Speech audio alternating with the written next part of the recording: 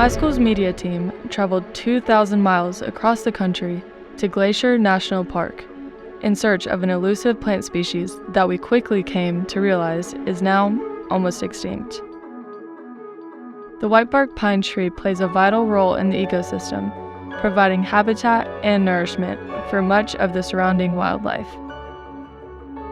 However, our search proved to be unsuccessful, leading us to visit Glacier's plant nursery, where we met vegetation specialist Don Lafluer to provide an explanation as to why this species is a fundamental element of our ever-changing environment.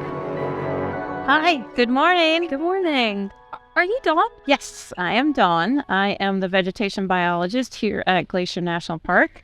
How are you guys? Good. Do you mind if we ask you a few questions about the whitebark pine tree and Clark's nutcracker? Absolutely. So, how long have you lived at the park? 31 years. So I've been here a little bit. It's amazing. Yes. Have you always worked in plants and nature? I grew up on a vegetable farm in Wisconsin, and then when I went to college, I studied biology, and then I actually ended up going into the Peace Corps, starting village tree nurseries in Burkina Faso in West Africa. So how did the whitebark pine project and mission come about? For years, we've been noticing loss of our big whitebark pine trees. So we lost, at one point, we were estimating about 90% of the trees were dead. And so out on the landscape, we would see skeletons of old whitebark pine. They are what we consider a keystone species or a foundation species. So they grow at the elevation at tree line. So basically, when you go up into the mountains, the highest place where you see trees is where whitebark pine grows. So they're very important because once they start growing in these areas, then they are colonizers for other plants to be able to come in, because once they get established, wind will blow in soil and will concentrate the soil around the base of the tree, and then other plants can grow in there, and they create a refuge for other plants to be able to grow in. What do you think that the greatest threat that wildlife faces is today? For us, what we're experiencing, at least in this area of the country, and the biggest threat around Glacier National Park, is connectivity.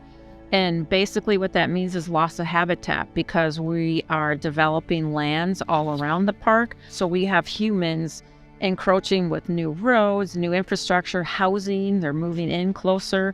And so what that means is there isn't a lot of area for the wildlife to go. And so how this project fits into that is we're actually trying to maintain and create habitat to sustain some of our wildlife, especially grizzly bears, who like whitebark pine seeds, as well as the Clark's nutcrackers. So the Clark's nutcracker likes to collect the seeds from the cones, and actually you can see a seed in there, right there. So it's a hard stone seed, like your pine nuts. And the Clark's nutcracker have a long beak, and they'll go in, and actually you can see one that's been feeding on here. So very important food source. The seeds have a lot of high protein content and fat content in it. So very important for the Clark's nutcrackers. They'll go in and collect all these seeds, and they have a sublingual pouch so they can collect a whole bunch of the seeds, and then they'll go and cache them. And so what happens, they create these caches that sometimes they forget that they've left those seeds in these caches. And those seeds then germinate and become younger whitebark pine trees. So the Clark's nutcracker have been shown to be pretty dependent on whitebark pine. And so we're working on a project to look at whitebark pine and their communities and Clark's nutcracker and where they nest and their breeding habitats, to be able to enhance some of those areas with whitebark pine seedlings. Unfortunately, whitebark pine have been threatened for years by an exotic blister rust. So we've lost a lot of our healthy whitebark pine trees. And so what we've been doing is actively collecting cones from mature, healthy trees. So we still have stands, we call them plus trees. They're basically the trees that show no signs of blister rust at all. And so the idea is that they're genetically resistant to the blister rust. We collect the cones, collect the seeds from them, and then we grow those seeds.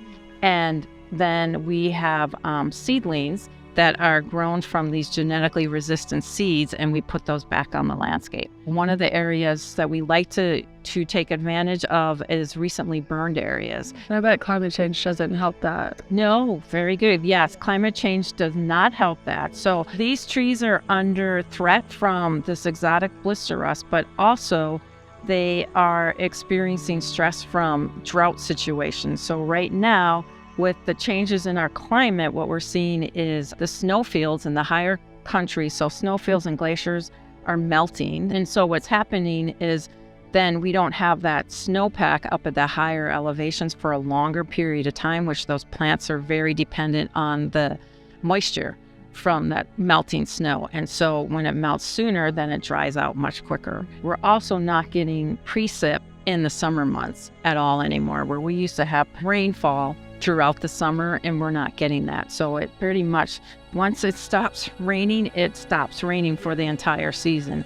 So they're experiencing drought as well as a result of climate change. So we are participating in genetic testing for both the blister rust resistance, but also now we've started testing our seeds for drought resistance. The big thing for me is I want people like you and your next generation to be able to experience places like this that are still pretty wild and unique and still healthy ecosystems that have all of the wildlife as well as the native plant species. I think are pretty important for everybody to experience, to have some sense of stewardship for conservation. So I think just getting involved, asking the questions that you're asking, and having that interest is huge. And whether you take it into a field of study or whether you just know that these places are important to protect and be able to get that voice out there, that is huge. I feel like I have so many more questions. Do you mind showing us around the nursery a little bit? Yeah,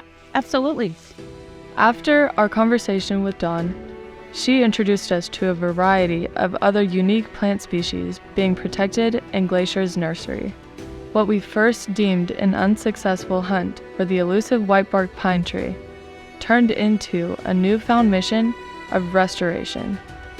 Our interest in learning more about whitebark pine grew and expanded into a passion for conservation and the people like Dawn who spend their whole lives protecting the ecosystem for the next generation.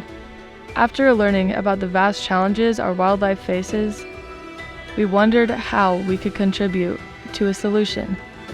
At that moment, Dawn directed our attention back to the picnic table, and we realized that sometimes all it takes to make an impact is something as tiny as a pine cone seed.